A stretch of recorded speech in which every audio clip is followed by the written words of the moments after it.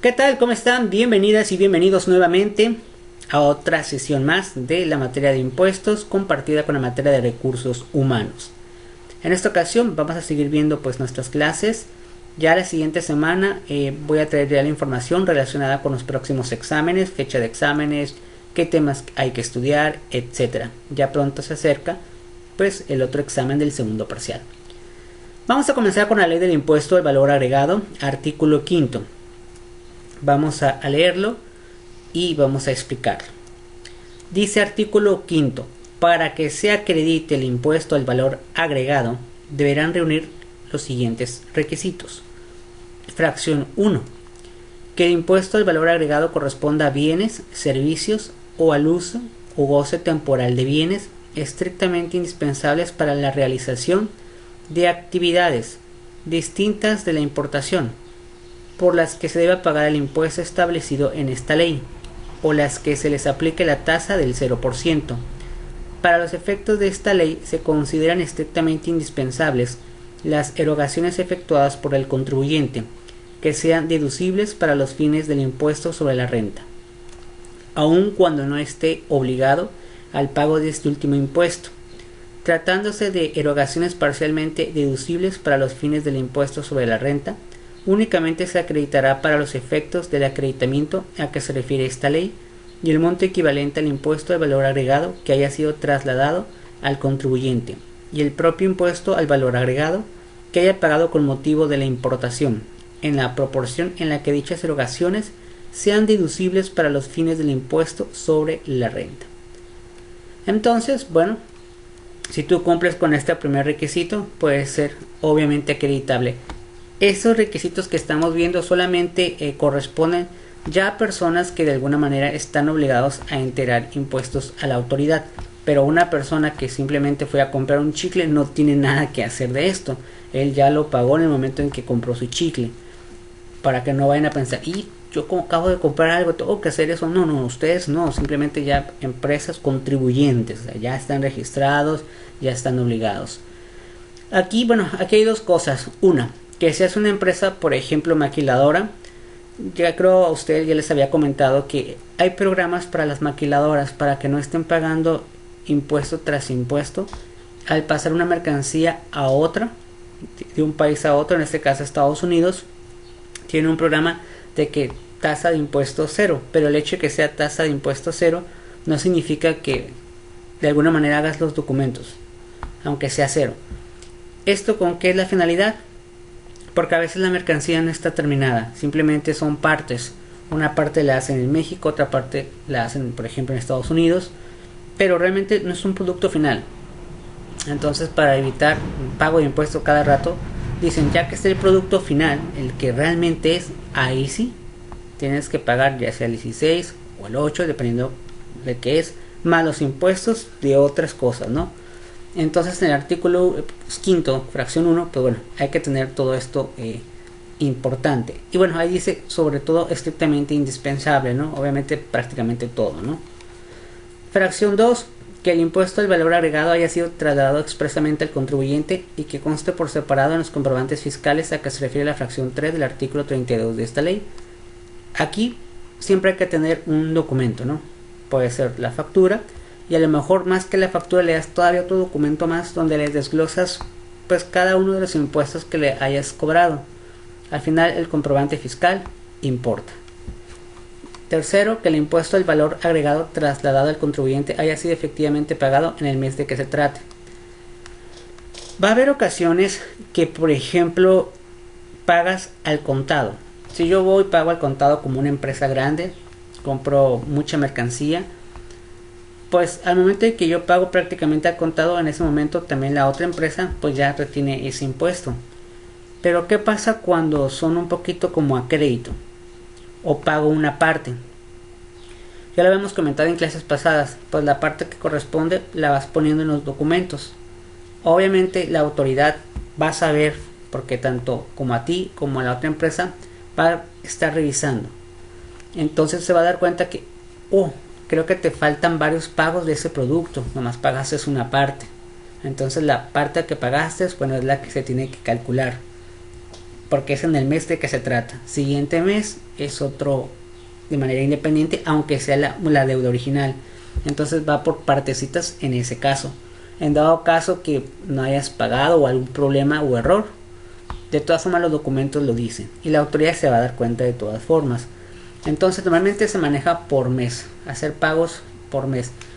Puede llamarse en algunos casos como pagos provisionales, en algunos casos le puede llamarse término. Entonces puede ser de esa manera, ¿no?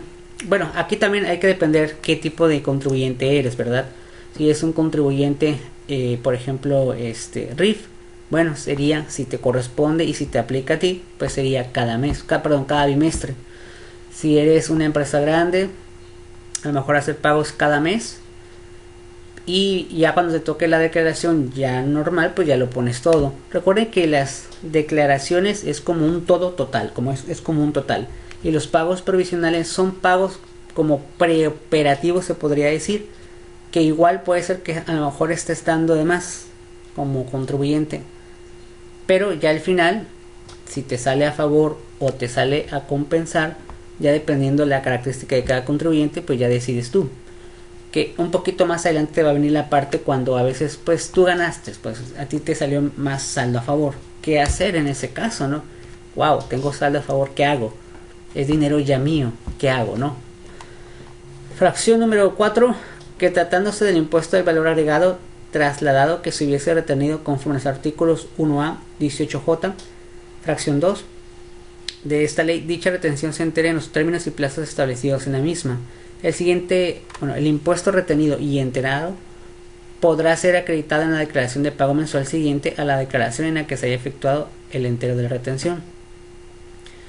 Entonces, como les comentaba, hay pagos mensuales que se hacen, tal vez no sean exactos, puede ser que tú des de más o des de menos, pero ya en las declaraciones finales, como vas haciendo todos los pagos de manera mensual, dependiendo si te aplica a ti el caso, al final pues ya sale así como tipo revisión. Ok, yo creo que en este caso pues yo tengo más a favor, o híjole, al revés, yo tengo que pagarle más a la autoridad, ¿no? A eso se refiere la explicación. Después, fracción 5, cuando se esté obligado al pago del impuesto al valor agregado o cuando sea aplicable la tasa del 0%, solo una parte de las actividades que realice el contribuyente se estará lo siguiente. Cuando el impuesto al valor agregado trasladado o pagado en importación corresponda a erogaciones por la adquisición de bienes distintos a las inversiones a que se refiere el inciso D de esta fracción, por la adquisición de servicios o por el uso o goce temporal de bienes que se utilicen exclusivamente para realizar actividades por las que se va a pagar el impuesto al valor agregado o le sea aplicable la tasa del 0%, dicho impuesto será acreditable en su totalidad. Bueno, en este caso me adelanté un poquito en cuando a veces tasa cero, es decir, que no es necesario que pagues, pero el hecho de que no pagues nada no significa que ya no voy a hacer nada. Vas a hacer igual un documento como si fueras a pagar, pero lo que no necesites llenar de espacio, no lo llenas y le pones cero, en mi caso es cero y ya. Independientemente si pagas 0 o pagas 16, tú haz el documento bien siempre, como si realmente estuvieras pagando. Si no te corresponde, pues más pones 0 y ya. Muchos piensan, bueno, como no voy a pagar, ya no hago ningún tipo de documento, ningún tipo de información en la factura ni nada, y pues es 0, ¿para qué hago? Pero la autoridad eso lo ve mal, así es que tienes que hacerlo, aunque sea 0. Cuando el impuesto del valor agregado trasladado o pagado en importación corresponda a erogaciones por la adquisición de bienes distintos a las inversiones a que se refiere el inciso D de esta fracción, por la adquisición de servicios o por el uso o goce temporal de bienes que se utilicen exclusivamente para realizar las actividades por las que no debas pagar el impuesto de valor agregado, dicho impuesto no será acreditable. Entonces ya habíamos visto cuáles actividades están a 0% y cuáles a 16%. Y solamente hay que poner las actividades que te correspondan. Fracción C. Cuando el contribuyente utilice indistintamente bienes diferentes a las inversiones a que se refiere el inciso D de esta fracción, servicios o el uso o goce temporal de bienes, para realizar las actividades para las que se debe pagar el impuesto de valor agregado, para realizar actividades a las que conforme a esta ley sea aplicable la tasa del 0 o para realizar las actividades por las que no se deba pagar el impuesto que establece esta ley. El acreditamiento procederá únicamente en la proporción en la que el valor de las actividades por las que deba pagarse el impuesto del valor agregado a las que se aplique la tasa del 0%. represente el valor total de las actividades mencionadas que el contribuyente realice de mes que se trate. Y la fracción D, tratándose de las inversiones a que se refiere la ley del impuesto sobre la renta, el impuesto del valor agregado que le haya sido trasladado al contribuyente en su adquisición o el pagado en su importación será acreditable considerando el destino habitual que dichas inversiones tengan para realizar las actividades por las que se deba o no pagar el impuesto establecido en esta ley, o las que se aplique la tasa del 0%, debiendo efectuar el ajuste que proceda cuando se altere el destino mencionado. Para tales efectos se procederá en forma siguiente. Aquí hay que aclarar también que hay ciertas actividades que tanto el impuesto al valor agregado como el ICR te aplica, es decir, tienes dos impuestos ya de entrada, en la cual pues cada uno de alguna manera tiene sus reglas o tiene su porcentaje. El hecho de que en uno sea un 0% no significa que en automático en el otro también va a ser 0%, a lo mejor en el otro no hay ese porcentaje. Entonces aquí dice ICR o IVA, hay que hacerlo. Si en el IVA pues la misma ley te dice es que en tu caso es 0%, pues no pasa nada. Pero a lo mejor en la ley del impuesto sobre la renta te dice aquí no se trata de porcentajes. O no importa la actividad que hagas, tú debes de pagar este impuesto muy aparte al otro. Entonces a eso se refiere, ¿no? En la número 1, cuando se trata de inversiones que se destinen de forma exclusiva para realizar actividades por las que el contribuyente está obligado al pago del impuesto del valor agregado o las que se le aplicable a la tasa del 0%, el impuesto del valor agregado que haya sido trasladado al contribuyente o el pagado en su importación será acreditable en su totalidad en el mes de que se trate. Recuerden que no son como acumulables, es cada mes su partecita, cada mes su partecita, ¿no? Cuando se trate de inversiones que se destinen en forma exclusiva para realizar actividades por las que el contribuyente no esté obligado al pago del impuesto, que establece esta ley, el impuesto del valor agregado que haya sido efectivamente trasladado al contribuyente o pagado en importación no será acreditable. Ok, toda esta parte del artículo 5 prácticamente se refiere a la explicación de cómo llenar los formatos y prácticamente la explicación de que el porcentaje 0 no representa que no vas a hacer nada, o sea, simplemente haz lo que debes de hacer con la documentación necesaria, pero en 0%. Así de fácil, ¿no? Para no leerlo todo porque se va a repetir lo mismo. Entonces, del artículo 5 podemos decir que de la fracción 1 a la fracción 5 fue la que se leyó. Entonces, lo demás es pura lectura adicional, nada más se va a volver a repetir lo mismo, es como el procedimiento. En dado caso que en el examen venga, solamente nos pasaríamos en este caso en el artículo 5 hasta la fracción 5, ya la fracción 6 hasta la fracción 6, eso no vendría, ¿no? Para que no se confundan. En el artículo 5A es prácticamente igual como la explicación. Entonces aquí nada más ya como forma de lectura para no atrasarnos sería lo siguiente: leer el artículo 5A, artículo 5A, 5B, 5C, DE hasta el artículo 5F.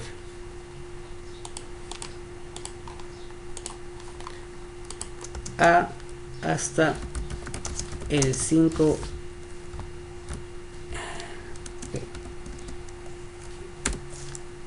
Vamos a ver otra vez.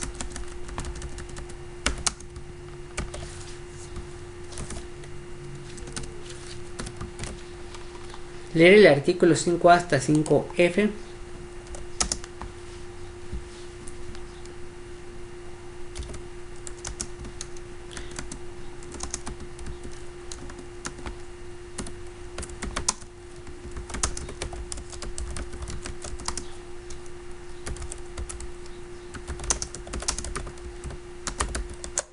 Lo único que tienen que hacer en este caso es leer el artículo 5A hasta el 5F en una hoja, una explicación sobre lo leído. Nada más es leerlo detalladamente y después de que lo leen se puede ir por párrafo, por artículo, ponen en una hoja aparte pues lo que entendieron. Se van a dar cuenta que es prácticamente lo repetitivo, es como el procedimiento.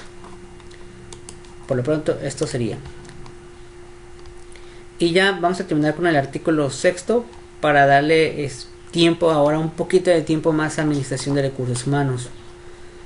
Artículo 6. Cuando en la declaración de pago resulte saldo a favor, el contribuyente únicamente podrá acreditarlo contra el impuesto a su cargo que le corresponda en los meses siguientes hasta agotar o solicitar su devolución. Cuando se solicite la devolución deberá ser sobre el total del saldo a favor. Y los saldos cuya devolución se solicite no podrán acreditarse en declaraciones posteriores. ¿A qué se refiere esto? Bueno, a veces va a haber la oportunidad de que tú como contribuyente tengas saldo a favor. Ese saldo a favor pues tiene dos opciones. Una, mejor acreditarlo o compensarlo. ¿Qué significa compensarlo? Tener ese dinero ahí como en la nube, y si en otra declaración o en otra presentación de impuestos pues el saldo te sale a ti a pagar, tienes esa pequeña cantidad para irle restando y ya no pagar en realidad, sino ese dinero que tenías como guardado en la nube se va restando hasta acabártelo y así quedar tablas con la autoridad. O la otra, a lo mejor es mucho dinero y dices tú, no, mejor regrésamelo. ¿Qué significa la devolución? Entonces la autoridad te va a preguntar, ¿quieres que te lo devuelva o mejor lo compensamos, no? La mayoría de las veces yo recomiendo mejor compensar, porque devolver todo el dinero, aparte de la devolución, también tiene sus requisitos. Entonces no es como que, ok, en automático te lo devuelvo sin ningún problema. La autoridad suele ponerte muchas trabas para devolverte tu dinero, o requisitos que dices tú, no, aquí que yo busque ese requisito, sabes que mejor compénsalo, ¿no? En dado caso que tú digas, bueno, quiero la devolución, pasa el tiempo y te dan tu dinero, ya lo tienes, y en el siguiente mes resulta que te toca a ti pagarle. Ya no puedes decir, pues el dinero que me diste, hazlo ahí en automático. Ya se perdió esa parte, ese beneficio. Entonces ya tendrías tú que pagar, ¿no? A eso se refiere. Por eso menciona aquí, los saldos cuya devolución se solicite no podrán acreditarse en declaraciones posteriores. O sea, no se vale decir, ya me devolviste y ahora en automático hazlo. Ya es otro proceso de pago y en otro tiempo. Y ya para terminar este párrafo, tratándose de los contribuyentes que proporcionen los servicios a que se refiere el inciso H de la fracción 2 del artículo 2A de esta ley, cuando en su declaración mensual resulte saldo a favor, dicho saldo se pagará al contribuyente, el cual deberá destinarlo para invertirse en infraestructura hidráulica o al pago de los derechos establecidos en el artículo 222 y 276 de la Ley Federal de Derechos, y el contribuyente mediante aviso demostrará ante el SAT la inversión realizada o en su caso el pago de los derechos realizados. Entonces en este caso solamente aplica para el inciso H de la fracción 2 del artículo 2A. Entonces vamos a irnos a los A. Vámonos al 2A.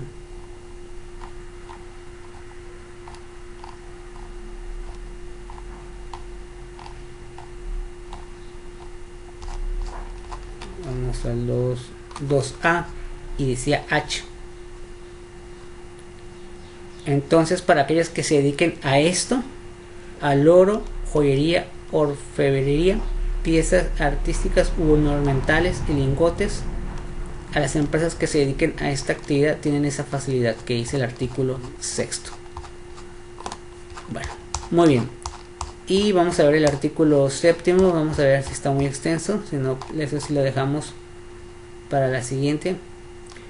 Bueno, vamos a dejar para la siguiente porque los demás también están muy interesantes. Obviamente pues es la ley del impuesto de valor agregado, pues es bastante extensa, ¿no? Entonces nos quedamos en el 7 en nuestra ley. Antes de pasar a la siguiente materia, voy a hacer la revisión de uno de los trabajos. Ahorita hemos visto de alguna manera teoría, digamos, ¿no? Pero bueno, aquí su compañera lo hizo muy bien, nos puso un ejemplo práctico. De hecho ya ustedes ya lo saben y de hecho lo vimos en contabilidad 1, que fue donde hicieron muchos ejercicios y a ustedes les gustó tanto la contabilidad que ustedes querían pedir contabilidad 2 y 3. Entonces, en este caso está muy bien lo que su compañera, aparte de investigar su factura. Quiero agradecer a todos que entregaron los trabajos, aquellos que le hicieron. Si ustedes, bueno, por curiosidad leyeron sus facturas, sus documentos probatorios, algunos se dieron cuenta que pues le siguen cobrando el 16 y en ocasiones el 8. ¿Qué hace de diferente que a veces 16 y 8? Bueno, legalmente es 16 la tasa. Aquellos que cobran el 8 fue porque la empresa que te está cobrando el 8 tenía los requisitos que la autoridad pedía como un estímulo. Realmente es un estímulo fiscal el cobrar 8 para las empresas. Recuerden que el dinero no es de la empresa. Mucha gente piensa todavía que cuando va a un lugar y le cobran IVA, a veces hasta maldicen al empresario o al dueño de la tiendita o al dueño del lugar. La gente que por alguna razón no lee o no sé, o nomás entra a Facebook y ve los memes y piensa que es lo que dice es verdad. Piensa que el dinero es de la persona y dice, uy, que todavía que cuesta caro el producto, todavía me cobra el IVA y se lo queda, ¿no? No es así. La autoridad al final, todo lo que es de IVA, entre muchos impuestos que existen, se lo queda a la autoridad. Que bueno, supuestamente después no lo devuelven de otra manera, ¿no? Entonces, en este caso, ya sea que sea el 16% o el 8%, no deja de ser un cálculo que tienen que hacer las empresas. Y enterarlo a quién, pues a la autoridad competente. Muchos de ustedes les cobraban el 8 en ciertos productos. ¿Por qué? Porque esa entidad pues cumplió con los requisitos para tener ese estímulo y de alguna manera, entre comillas, decirle al cliente, mira, yo sí te cobro el 8%. Entonces es como una opción si cumples con establecido, pero no es que sea el 8 exactamente. Hay muchos productos que te siguen cobrando el 16 cuando pues debería ser 8 en todo, ¿no? ¿Por qué seccionar algunas empresas y otras no? A pesar que sea incluso el mismo giro. En este caso su compañera pues se dio el tiempo de buscar en los archivos de contabilidad y nos explica con un esquema T. Acuérdense del esquema T. Del lado izquierdo se carga, sería IVA acreditable en la parte de arriba. Aquí el nombre de IVA acreditable puede cambiar, algunos autores lo pueden manejar de otra manera, pero bueno, al final el procedimiento es el mismo. Yo siempre lo manejo como IVA acreditable para más fácil y no confusiones. Y el famoso IVA por pagar si es todo lo contrario, ¿no? Es cuando realmente tú vendes ahora, ¿no? IVA acreditable es cuando tú compras, IVA por pagar es cuando tú vendes, ¿no? A algunos le pueden llamar IVA trasladado, IVA por trasladar, ya son nombres, ya es nomás simplemente ser diferente, ¿no?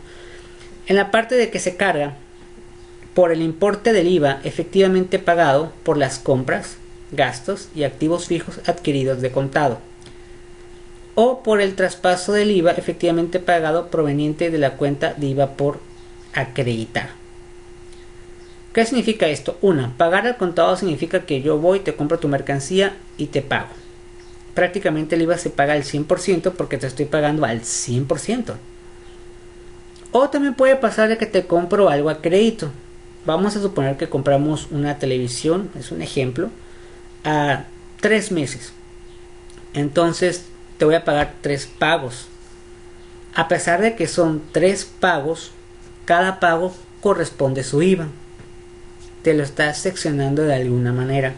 Entonces en este caso sería un pago acreditable también, pero solamente que a lo mejor es 1 de 3 o 2 de 3, porque no estás pagando al 100%, solamente una parte.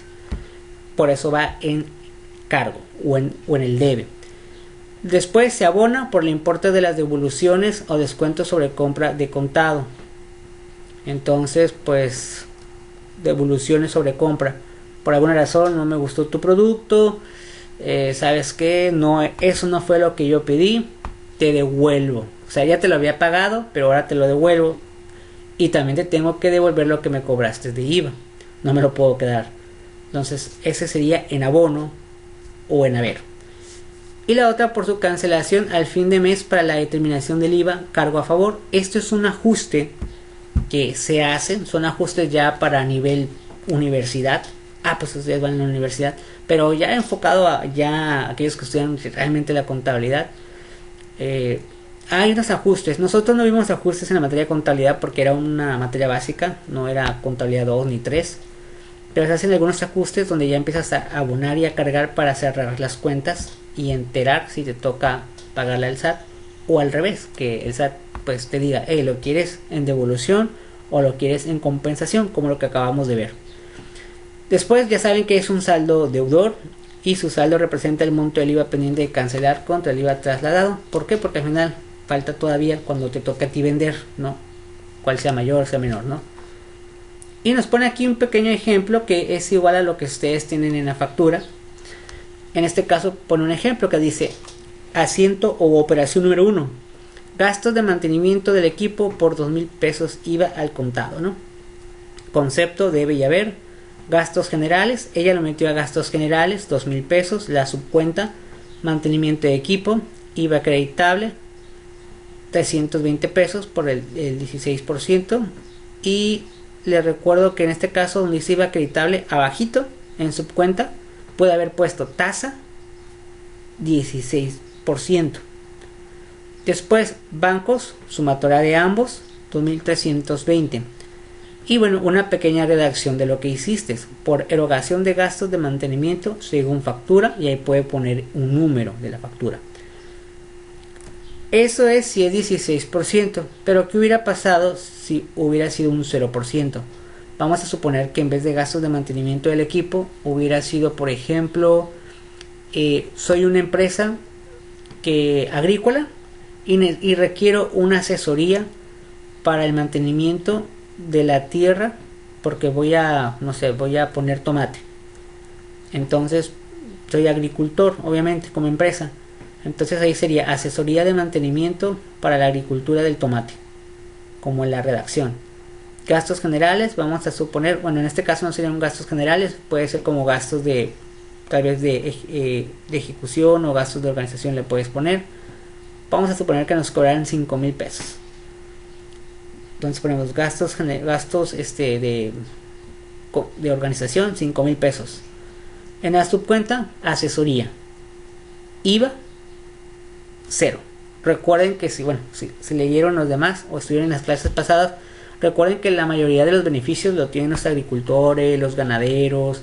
Casi todo es tasa 0%. Incluso para comprar estas máquinas de arado, 0%. Cuando si tú compras un vehículo normal, pues te van a cobrar el IVA normal. O sea, como dicen coloquialmente, te la van a dejar ir. ¿Por qué? Bueno, pues las autoridades dicen, yo creo que hay que ayudar al campo.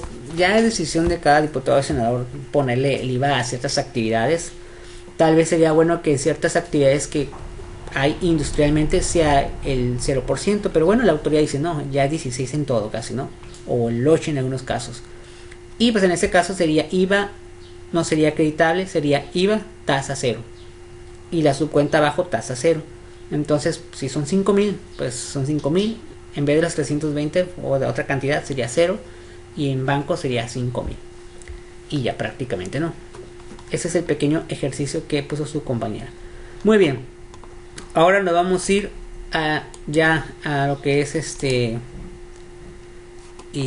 recursos humanos. Vamos a comenzar con recursos humanos. Pues aquí su compañero nos puso una pequeña introducción sobre lo que es la jerarquía de trabajos, que fue un trabajo que dejamos. Entonces dice lo siguiente aquí en la parte de aquí: investigar la jerarquía de un puesto de trabajo. ¿Cómo puede ascender un trabajador en los puestos de trabajo? Para que una empresa pueda coordinarse de manera efectiva, suele ser necesario que exista una cierta organización interna que permita tener un objetivo común y que todos sus miembros actúen de manera coordinada y en la misma dirección, además de tomar decisiones respecto a su funcionamiento, gestión y proyección. ¿A qué llamamos posición jerárquica? Ya hemos visto muchas veces y hemos dejado muchos trabajos enfocados a los organigramas, pero en sí que es como la jerarquía, ¿no? Entonces su compañero se puso a investigar y puso lo siguiente: cuando hablamos de una jerarquía en la empresa, estamos haciendo referencia a la existencia de una estructura u organización de esta en la cual se establece una ordenación de la posición ocupada por cada uno de los componentes de esta. A nivel empresarial, la existencia de una jerarquía implica la creación de puestos con diferentes funciones a nivel organizativo. en el que cada uno de los miembros de la compañía tiene un rango determinado que lo coloca en una posición de superioridad o inferioridad a niveles de funciones, responsabilidades y liderazgo. En base a esto podemos entender el concepto de posición jerárquica como el lugar o puesto que ocupa cada individuo dentro de la jerarquía organizacional de la empresa o corporación, algo que influye directamente en sus funciones y situaciones en la organización. Una oportunidad es un tesoro, y más en los tiempos que corren, cuando una empresa confía ciegamente en nosotros y deposita unas expectativas en nuestras habilidades como trabajadores. Es importante estar a la altura, y cuando esto pasa y salimos exitosos del reto laboral, puede ser que un superior se dé cuenta de nuestros valiosos aportes y nos ofrezca una promoción. Pero realmente, pues en la vida real, pues sí, en efecto, todo se maneja por jerarquías. Es una forma de estructurar a un recurso humano. Para eso existen los organigramas, que bueno, ustedes ya los han visto, que bueno, hay organigramas de forma vertical, de forma horizontal, incluso hay organigramas circulares, y siempre hay alguien que manda a otra persona, ¿no? Y normalmente va hacia abajo, con el nombre del puesto, incluso a veces un nombre de la persona o simplemente el nombre del puesto. Y bueno, ves viendo de manera gráfica cómo las órdenes de alguna manera se van dando. Eso sería la jerarquización del trabajo. Y a cada uno pues se le da un puesto, un nombre de puesto. ¿En base a qué? Bueno, en base a muchas cosas, ¿no? En base a tu conocimiento, en base a cómo estamos nosotros jerarquizando la empresa. Ya depende del puesto que te toca, ¿no? Obviamente pues no hay como estar en el puesto de arriba, ¿no? Obviamente. Entonces esa es la explicación en esta parte.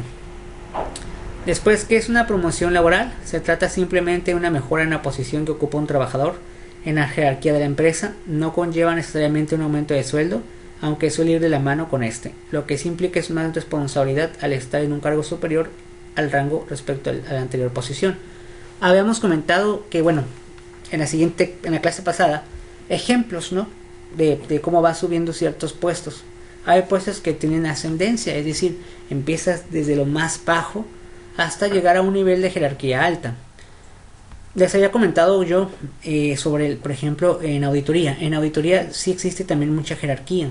Empezar primero como un auditor, se podría decir de staff, se le llama auditor de staff. Entonces, después de un tiempo, puedes pasar a supervisor. Y después de un tiempo, puedes pasar a gerente. Y después de un tiempo, a senior. Entonces, son las jerarquías. Parece que son muy poquitas jerarquías, ¿no? Sí, pero el tiempo para que pases de una a otra es bastante, ¿no? No es como que, sí, en un mes ya voy a hacer el otro, ¿no? Desgraciadamente no es así. Cuando yo estaba en auditoría, yo les había comentado que trabajé en auditoría. Tardé prácticamente 5 años de pasar del auditor común y corriente a ser supervisor. 5 años, y eso porque bueno, era de los que pues respetaba las reglas. O sea, te conlleva no solamente el decir, pues tengo 5 años real, 5 años tengo haciendo el mismo trabajo. Sí, pero oye, ¿cómo eres? Llegas temprano, tu responsabilidad, haces bien tu trabajo.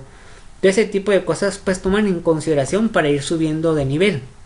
Como lo acabo de mencionar, la promoción, ¿no?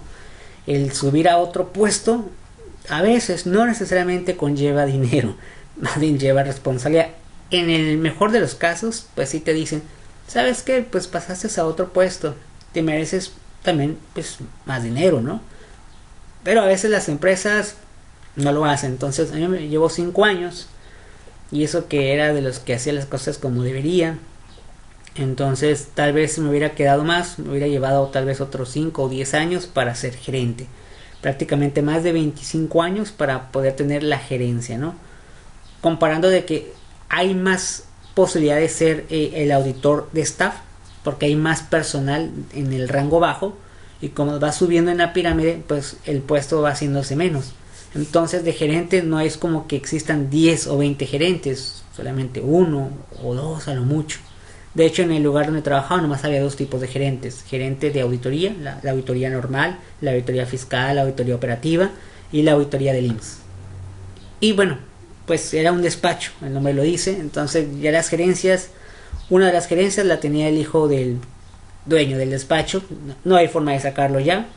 Y la otra sí era una persona que tenía prácticamente en esa empresa tenía como unos 40 años, allá era un señor ya grande. Entonces era complicado ya quitarle el puesto. Sabía yo que obviamente a la gerencia no íbamos a llegar en ese despacho. Pero bueno, al supervisor. Entonces en supervisor había un poquito más de... Hay secciones. La auditoría son como grupos. Entonces sí había un poquito más de oportunidad de tener un puesto de supervisor. Obviamente, como dice su compañero aquí en el escrito. Pero también hay más responsabilidad, ¿no? Pero es mucho tiempo para 5 años. O en algunos casos hasta más te puedes llevar para ser un supervisor. En este caso en jerarquías de auditoría. Ahora imagínense en diferentes trabajos la cosa es distinta, ¿no? ¿Cómo promocionar a un empleado? ¿Cómo saber si ese empleado se merece estar más arriba? O decirle, no, pues no, todavía como que le falta, ¿no? Dice, cuando toca promocionar a un trabajador y ascenderle, muchos jefes no saben bien cómo afrontar esta situación. Y aunque sea una buena noticia que a cualquier jefe satisfecho le gusta dar, no siempre el modo de comunicar y la decisión hace justicia al aumento de responsabilidades. Para solucionar estas dudas frecuentes vamos a conocer algunos aspectos clave a la hora de promocionar a un empleado que lo merezca sin caer en errores típicos que puede perjudicar a la empresa. Número 1. ¿Realmente ese empleado merece ser promocionado? Ante todo, prudencia, ¿no? Dice su compañero. Cabe hacerse varias preguntas. ¿Por qué es bueno el empleado en su actual puesto? ¿Qué habilidades o competencias le harían más productivo en un puesto superior en la jerarquía? Y es que el simple hecho de que un empleado sea eficiente en un puesto de trabajo concreto no significa que tenga dotes de mando, ni que sepa dirigir equipos, ni que esté más cómodo en una posición superior, tal vez con un aumento de sueldo, si realmente el trabajador rinde bien. Es lo esperable y lo deseado por todos. Cargar con excesivas responsabilidades a alguien que no aspira a eso se supone un doble error.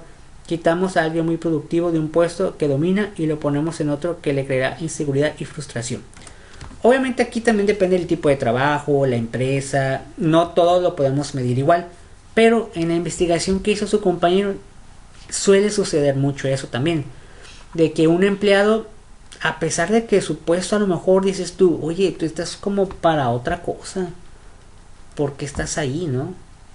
Ya lo habíamos comentado en clases de recursos humanos pasadas, que hay a veces que hay personas que pues se sienten cómodos con su puesto, pero desgraciadamente te sientes muy cómodo, pero también va de la mano pues el dinero. O sea, al final recuerden, todos los trabajos, independientemente de que sea algo que te guste muchísimo, al final todo es negocio y debe de haber pues conveniencia para ambas partes.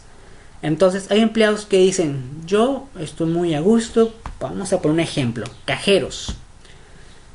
Hay cajeros que están más a gusto, prefieren 1000 veces estar en la caja parados, atendiendo rápidamente el producto. Vamos a suponer un ejemplo, Walmart por ejemplo. Estar parados, pasando su producto como robots. Llega un momento en que son robots, nomás pasan la mercancía, ven a la computadora. Son robots, mira, hacen este movimiento. Pasa el producto, lo ven, se van así, ven a la computadora, vuelven a hacer esto y así.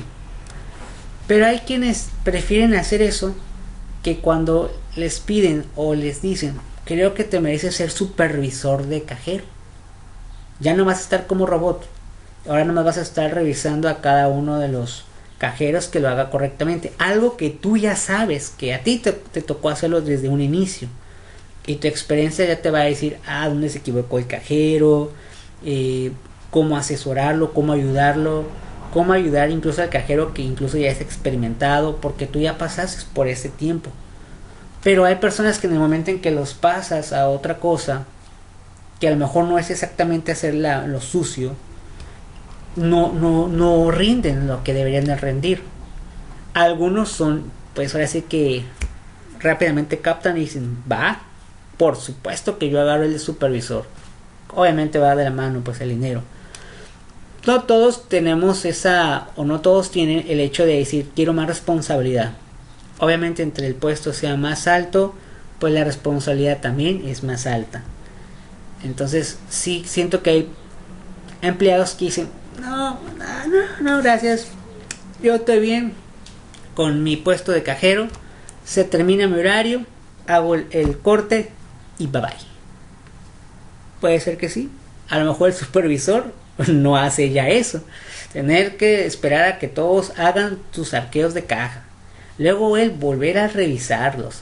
Entonces a lo mejor le lleva más tiempo. Entonces ya aquí depende también un poquito de la personalidad de cada uno, ¿no?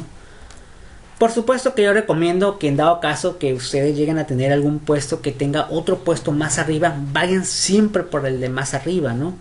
Y pues hacerlo bien. Obviamente depende de qué tipo de empresa, negocio estemos hablando, ¿no? Después, ¿qué puede aportar ese empleado en una posición superior? Las personas que dirigen equipos deben contar con una serie de habilidades. Liderazgo, que lo hemos visto muchísimas veces, los tipos de líderes.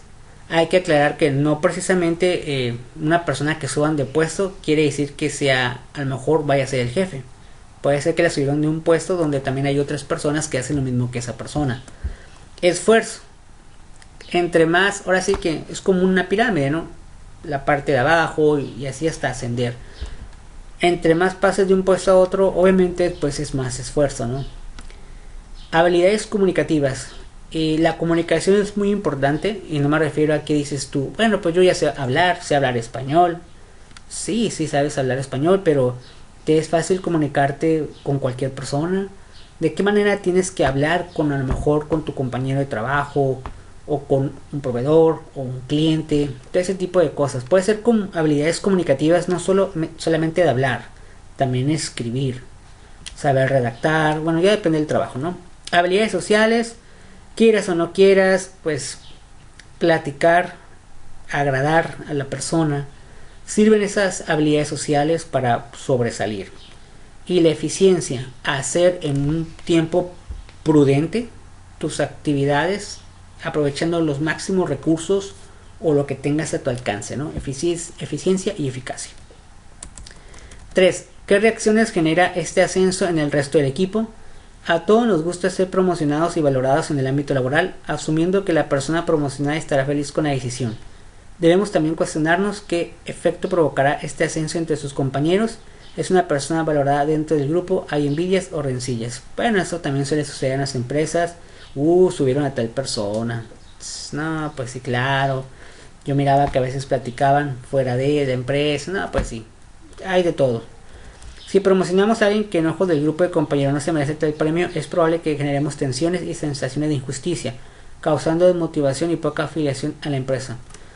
Suele también suceder en las empresas que a veces ponen a una persona que la mayoría de las personas dicen, ¿cómo puede ser posible que pusieron a esa persona si es muy faltista, no llega a tiempo, no hace bien su trabajo? ¿Suele suceder esas cosas? Sí, suelen suceder.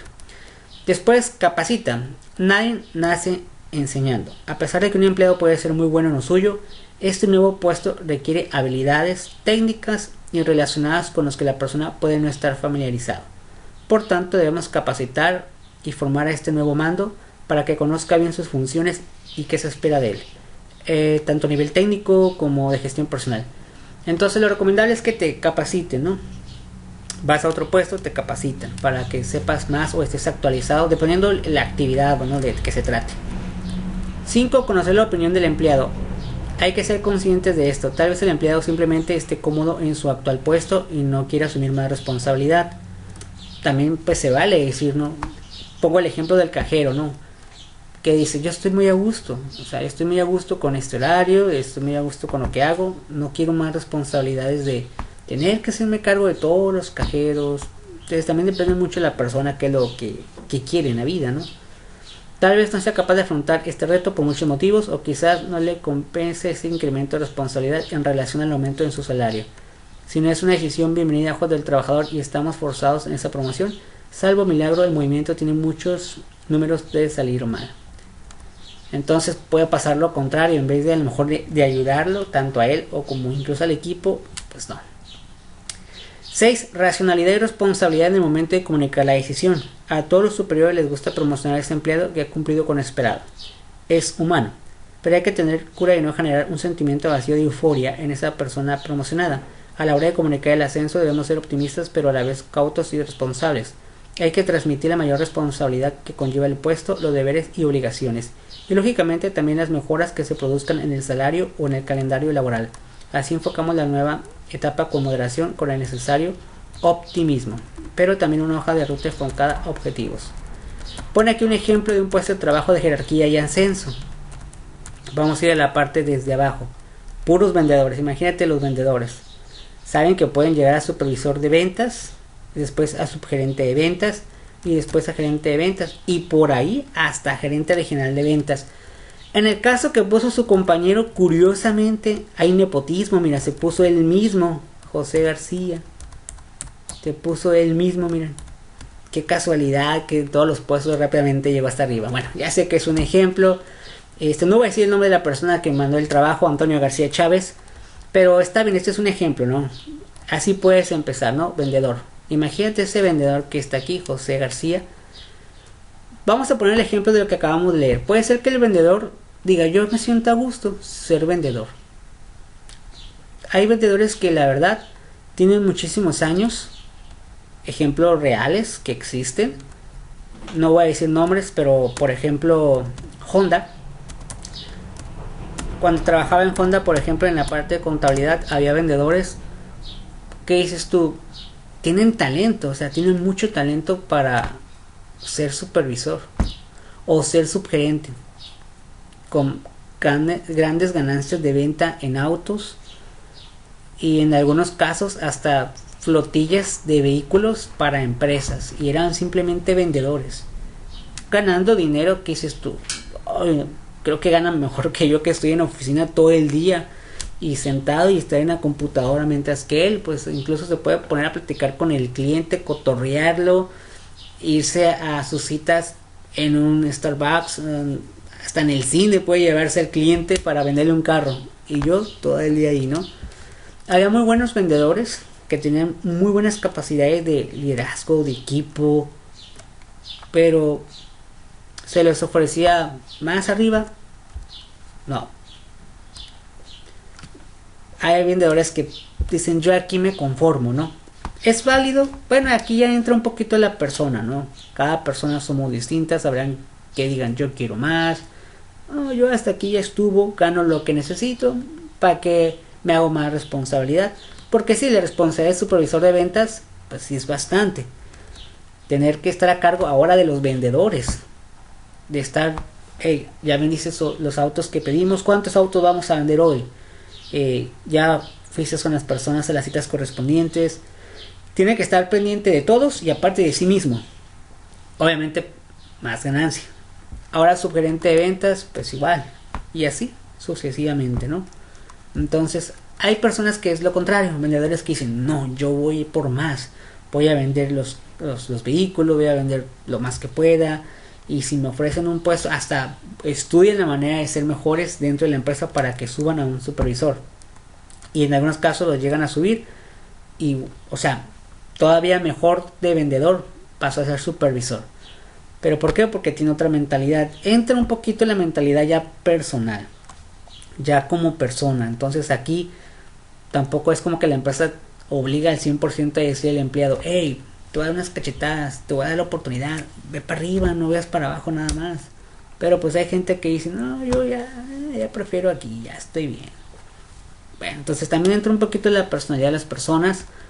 Por eso recursos humanos yo creo que es un departamento complicado, porque tratas con personas, tratas con el comportamiento, la forma de pensar de la persona. Les puedo asegurar que si hicieran un tour en una agencia de autos, por ejemplo, hagan hoy, por ejemplo, una visita a cualquiera, Toyota, Chevrolet, Nissan, cualquiera. Y van a ver pues diferentes vendedores, ¿no? Algunos hasta los van a identificar si van varias veces.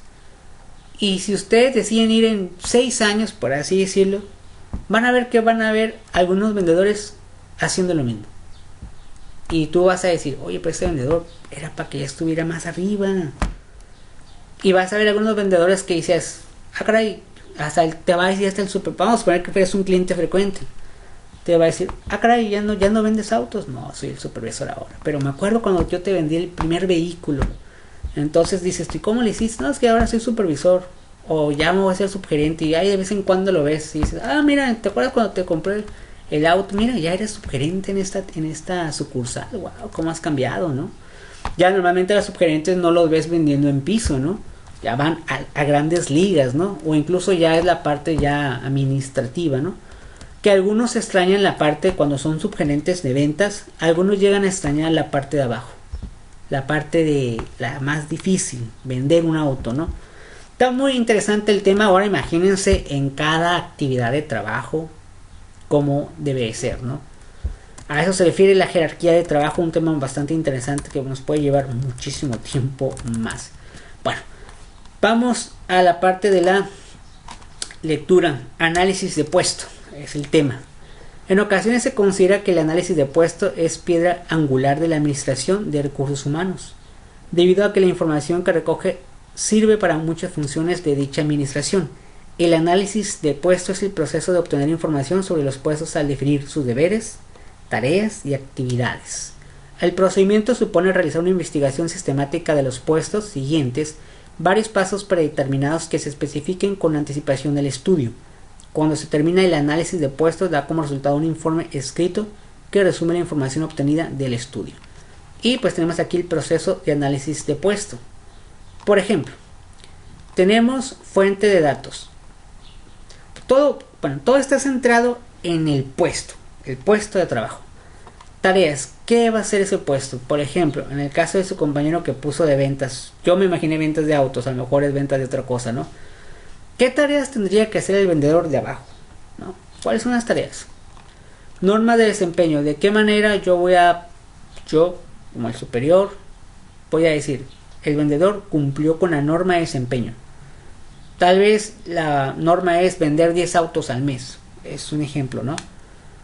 Pero a lo mejor alguno de los vendedores dice, yo quiero vender más. ¿Qué tal si es un Rafael Medina?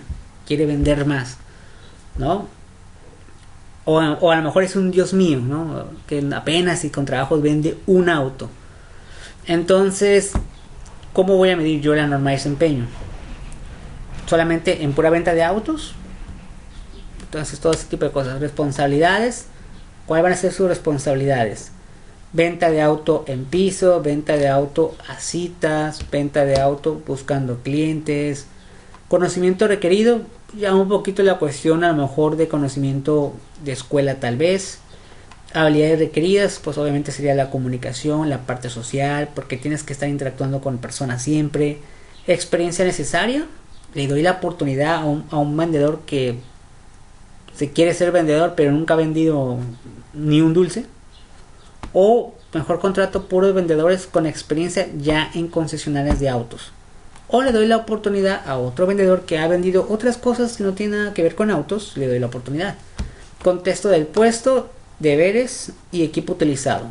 Su laptop, todo el kit, ¿no? Bienvenido a Autos Honda, ¿no? Entonces todo acá, su kit de computadora, una pequeña oficina, su teléfono, su carta de presentación, bueno, su tarjeta. Entonces todo eso.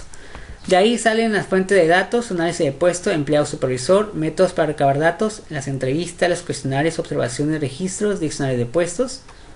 Hay que hacer una investigación sobre ese puesto. Descripción de puesto, pues las tareas, los deberes, obligaciones y responsabilidades. Funciones de recursos humanos, quien es el que hace pues el reclutamiento, la selección, la capacitación, la evaluación del desempeño y la administración de compensaciones, que es todo lo que hemos pues realizado, ¿no? Y especificaciones del puesto, requerimiento de habilidades, exigencias físicas, requerimiento de conocimientos y habilidades necesarias, ¿no? Todo esto de que conlleva el proceso de análisis de puesto. Muchas empresas, normalmente las empresas grandes, tienen manuales de puestos. Es una carpeta donde te viene especificado cada puesto de la empresa. Desde el puesto a lo mejor que dices tú, hay precios de mantenimiento, hasta los gerentes. Y viene obviamente su nombre de puesto, responsabilidades, en fin. Que esto ya lo habían hecho creo que en tareas pasadas ya habíamos dejado la descripción de un puesto. Incluso lo hicieron en su proyecto de desarrollo de emprendedores. Bueno, entonces eso sería, ¿no? Vamos a leer esta parte nada más y para dejarla ahí, para no tardarnos tanto. Descripción de puesto. Al redactar una descripción del puesto es esencial utilizar enunciados concisos, directos y sencillos. Por lo general, las oraciones que describen las obligaciones del puesto comienzan con un verbo en presente. Es una definición escrita de un puesto y de los tipos de obligaciones que incluye, ya que no existe un formato estándar para dichas descripciones. Su apariencia y contenido tienden a variar de una organización a otra. Sin embargo, la mayoría contiene al menos 3 partes: Proceso de descripción del puesto, identificación del puesto, título del puesto, departamento, qué departamento eres, ¿no? Por ejemplo, normalmente los departamentos de contabilidad ponen así, departamento contabilidad. ¿Qué puede haber en un departamento de contabilidad? ¿Quiénes pueden estar ahí? Podría ser un contador, como puesto puede ser título del puesto contador público o asistente de contador, que sería como el auxiliar, o incluso algunos todavía más trágicos le ponen, pues es el contador público en esa área de contabilidad, después el asistente contable, después el auxiliar contable y después la secretaria. O a lo mejor es un departamento de producción, puede ser entonces el gerente de producción, supervisor del área tal, líder de tal área y obviamente operador, ¿no? Y luego todavía los clasifican a los operadores. Tú eres operador A, tú eres operador B, tú eres operador C. Entonces ahí sería, es más o menos así, ¿no? Fecha de análisis del puesto. Se recomienda estar revisando esos formatos cierto tiempo, porque todo cambia, ¿no? Entonces hay que ponerles las fechas en que se hacen los cambios. Categoría salarial, aquí ya se ponen los rangos de salario, cuánto se le tiene que pagar dependiendo del puesto. Reporta, ¿a quién reporta este puesto? Por ejemplo, si es el asistente de contabilidad, ¿a quién reporta? Pues al contador. Si es, por ejemplo, el auxiliar, a lo mejor reporta tanto al asistente de contabilidad como al contador también, ¿no? Código del puesto, puedes poner números, letras, para tener un control rápidamente en numerología, ¿no? Fecha de verificación, pues ponemos la fecha en que se está verificando pues todo el análisis. Enunciado del puesto, breve descripción de las principales funciones del puesto. Aquí hay que poner detalladamente qué es lo que va a hacer. Voy a poner un ejemplo, bueno, ahorita voy a leer esa parte y voy a poner un ejemplo de mi vida real, ¿no? Después, funciones y responsabilidades esenciales, enumerar las funciones. Aquí pueden ser desde 3 funciones hasta ilimitadas, ¿no? Entre más seas específico, mejor. Especificación del puesto, especificaciones, experiencia y requerimiento del puesto. Aquí le puedes poner, quiero que tenga, por así decirlo, una maestría en tal área. O bueno, no tienes maestría, no hay problema. Ponle que tenga mínimo un trabajo de esta categoría. O tenga mejor 5 años de experiencia. O tenga 1 año. O no es necesario. Y algún requerimiento especial. A lo mejor saber ruso. Bueno, pues debe saber ruso. O a lo mejor saber usar la máquina de escribir, ¿no? Bueno, si te piden saber máquina de escribir, pues lo haces, ¿no? Muchos dirán, pero ¿cómo una máquina de escribir? Bueno, los que somos millennials no vimos ni la máquina de escribir, entonces muchos podrán pensar, bueno, aquí la mayoría ya es grande, entonces, pero habrá quienes no nos tocó la máquina de escribir como tal, entonces a lo mejor en este puesto pues ocupan la máquina de escribir a fuerzas. Ya me imagino aquí, no, pues saber usar el telégrafo, ¿no? Obviamente, ¿no? Un ejemplo rápido, vida real. Por ejemplo, identificación del puesto. Título del puesto, en mi caso, en algún momento, auditor de staff. Ese era había muchísimos auditores staff, éramos un montón. Auditor staff. Departamento, auditoría de impuesto. Porque había otro tipo de auditoría que era la auditoría del INSS. Análisis del puesto. Entonces aquí ya redactabas un poquito qué hacía ese auditor staff. Fecha de análisis, pues la fecha puede ser cual sea, en que revisas. Categoría salarial, pues casi unos 6,000, 7,000 pesos, ¿no? ¿Reporta a quién? Pues al supervisor de auditoría. Si quieres ser más específico, a lo mejor también reportas al gerente de auditoría, ¿no? Código del puesto, pues son números clave. Fecha de verificación. Enunciado del puesto. Breve descripción de las principales funciones del puesto. Bueno, en mi caso era, por ejemplo, hacer visitas domiciliarias a las empresas, hacer investigación y análisis de los documentos, y pues poner que se revisaba todo eso, ¿no? Funciones y responsabilidades, dar un reporte mensual con los papeles de trabajo de auditoría, enumerar, escribir las cartas de la auditoría, todo eso. La verdad, estaba muy sobre la auditoría, la verdad. Especificaciones del puesto, especificaciones, cuando yo trabajé ahí la experiencia no era necesaria en esta, o sea, ahí tú mismo empezabas a aprender. Requerimiento del puesto, mínimo egresado o ya titulado, ¿no? Entonces ahí está un ejemplo, ¿no? Y para el siguiente vamos a ver este tema. Este tema ya lo habíamos dejado, si no me equivoco, en otras ocasiones, entonces ya no es necesario volver a repetir este sentido, ¿no? Para que no volvamos a repetir el trabajo o la tarea. ¿Qué sería bueno dejarles como una referencia a la vida real en recursos humanos? Porque esto ya lo habían hecho en otros trabajos, me parece que ya se los había dejado. Es que esta materia sí es como un poquito, es como un repaso de lo que vimos la primera vez junto con el desarrollo de emprendedores, ¿no? Bueno, simplemente hay que, en este caso, la van a tener facilita ahorita.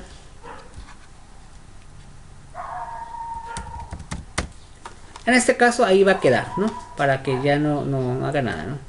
Nomás la participación, ya saben.